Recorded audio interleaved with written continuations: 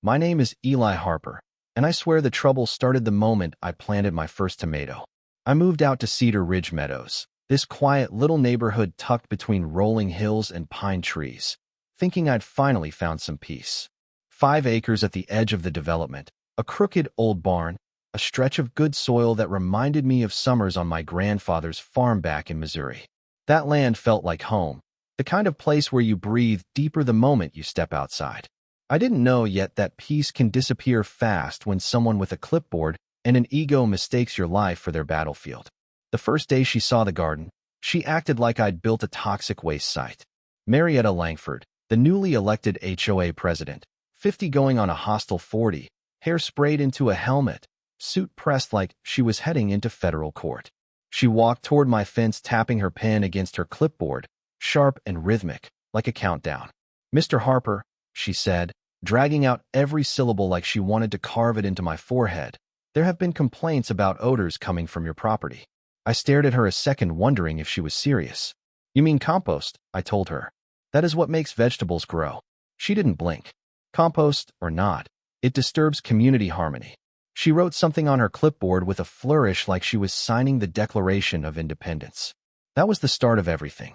3 days later, I found my very first HOA fine sitting in my mailbox. $500 for atmospheric pollution affecting neighborhood wellness. I brought it straight to my neighbor, Lana, a retired attorney who lived 2 houses down and had a 7-year-old daughter who loved picking cucumbers from my garden. Lana laughed at first, then read it again with a frown. "She can't enforce this, Eli. It's nonsense." But I saw something in her eyes that made my stomach tighten. Worry. She'd dealt with people like Marietta before. People who didn't need rules to be right, only the illusion of authority. Every morning after that, right at 7:30, Marietta appeared at my property line, measuring tape in hand, clipboard pressed to her chest like a badge. She documented everything. The distance between my raised beds and the property line, the height of my trellis, the sound of my old tiller sputtering awake. She looked offended by the very concept of soil. My buddy Cal, who had gone to high school with me and now worked as the only sheriff's deputy stationed on this side of the county, stopped by one afternoon shaking his head. "I have gotten 10 calls this week, Eli. 10. About your carrots and your compost. I have real work to do." His voice softened as he looked over my tomato vines. "You do grow some good produce, though. My wife would divorce me if I didn't come home with a few." Then came the HOA meeting, the one that changed everything. I walked into the community hall, a beige room that somehow smelled like both stale vanilla and anxiety, and I knew immediately she had stacked the deck. Marietta stood front and center like she was hosting a corporate takeover. "Residents, we must address the agricultural threat compromising our property values." I stood slow, held up a stack of papers I'd spent days preparing. "This is not a commercial farm," I said. "It's a registered teaching garden. I host school groups. It's protected under state statute." Before she could cut me off, little Bella, Lana's daughter, raised her hand and said in her tiny voice, "I learned how to grow carrots in Mr. Eli's garden." It was the best day ever. A few people smiled. Marietta looked ready to snap her pen in half. She ended the meeting with one chilling line: "We will restore order in Cedar Ridge." It was the way she said order that stuck with me. Like she believed this neighborhood was her fiefdom and I was the rebellious peasant that needed breaking.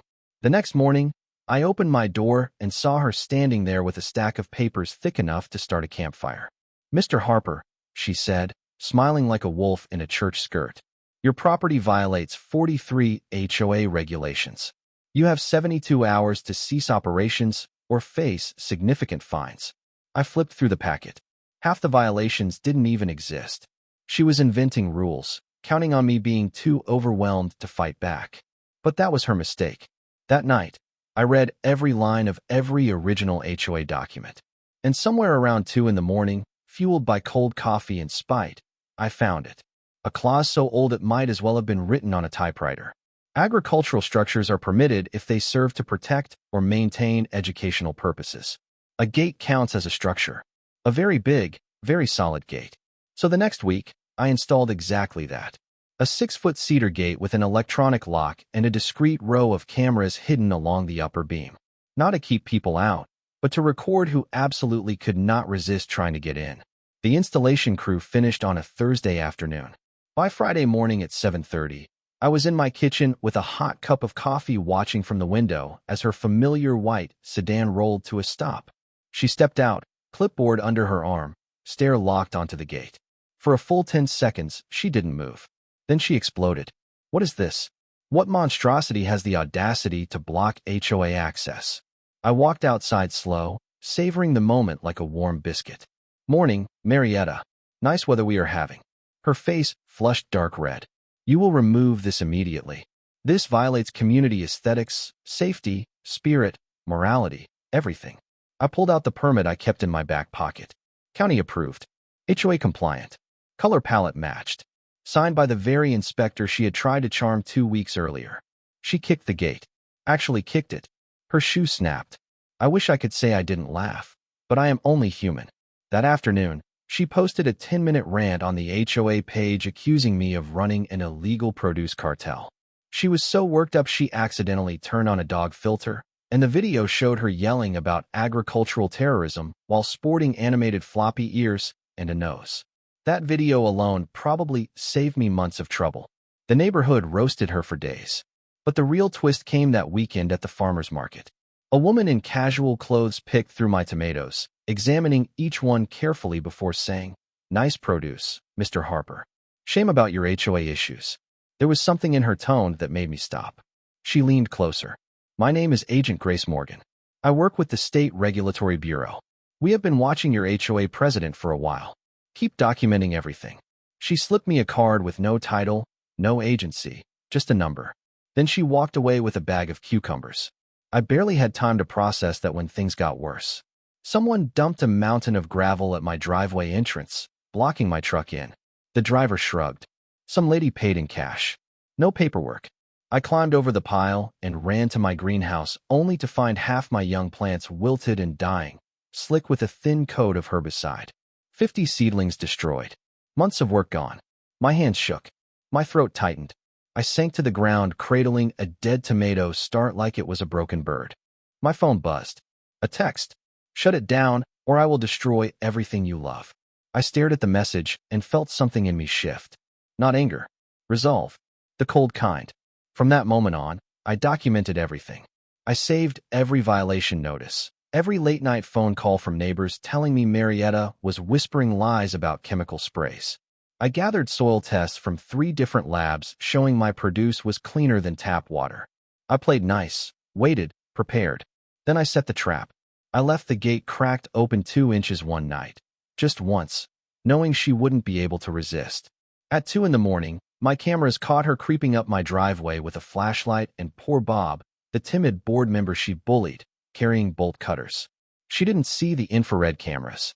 She didn't know the microphone picked up her saying, "Cut the lock. Hurry. He will never prove it was us." I packaged the video and sent it to Agent Morgan. She responded within minutes. Perfect.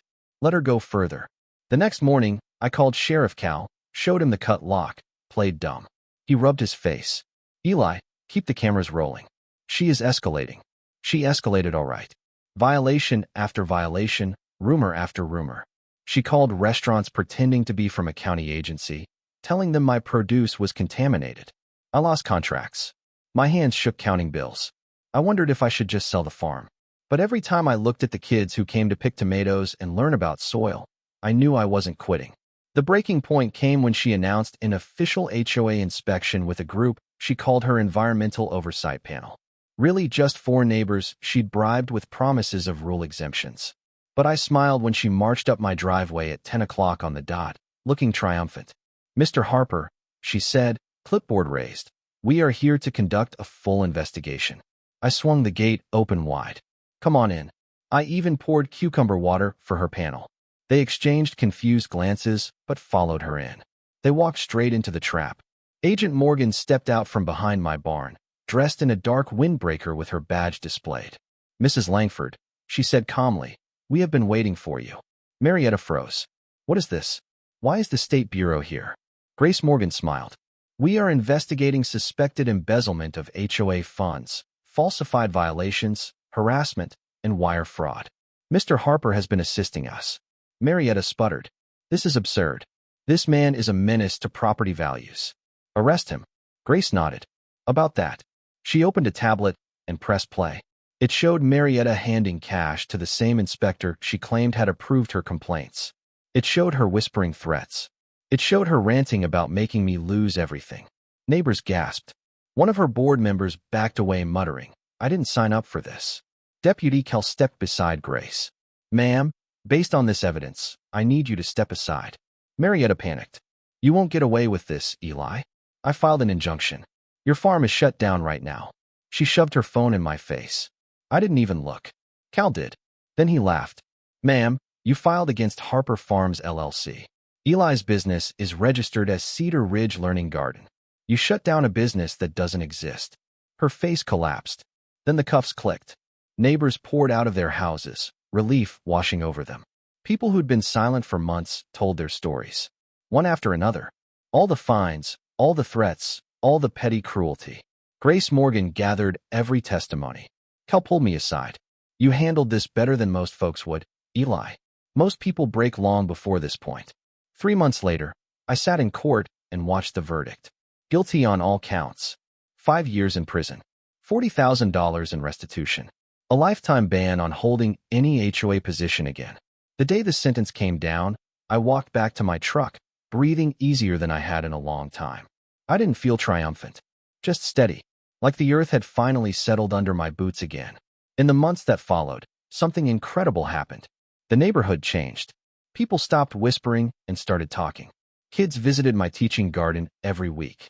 Parents brought coffee and helped rebuild my greenhouse. The HOA elected Lana as the new president, and she ran everything transparent and open. She even convinced the HOA to fund a community garden. They named it Cedar Ridge Commons. I cried the first time I saw the sign. 6 months later, a letter arrived from the state correctional facility. From Marietta. Her handwriting was small and wavering. She apologized, said she was attending classes, trying to understand why she lost control. She even asked if I'd send her some cherry tomatoes because the prison food was terrible. I laughed. Then I packed a small box with tomatoes and a note that said, "Even tough soil can grow something good if you give it care." Now when I walk past that cedar gate, always open now, I feel something I hadn't felt in a long time. Not victory, not revenge, just peace. Hard-earned, steady peace. And sometimes, when kids run through the rows of tomato vines, laughing, learning, getting dirt under their fingernails, I think about how roots work. They push quietly. They endure storms. They break through concrete if they have to. And in the end, they always win. So here's my question for you watching. Was I right to fight back the way I did? Or should I have walked away long before it escalated? Have you ever dealt with someone who abused power the way Marietta did? Tell me in the comments, because I want to hear your stories. And remember, sometimes the strongest boundary you can build isn't a fence at all. It's the moment you finally decide you won't be pushed around anymore.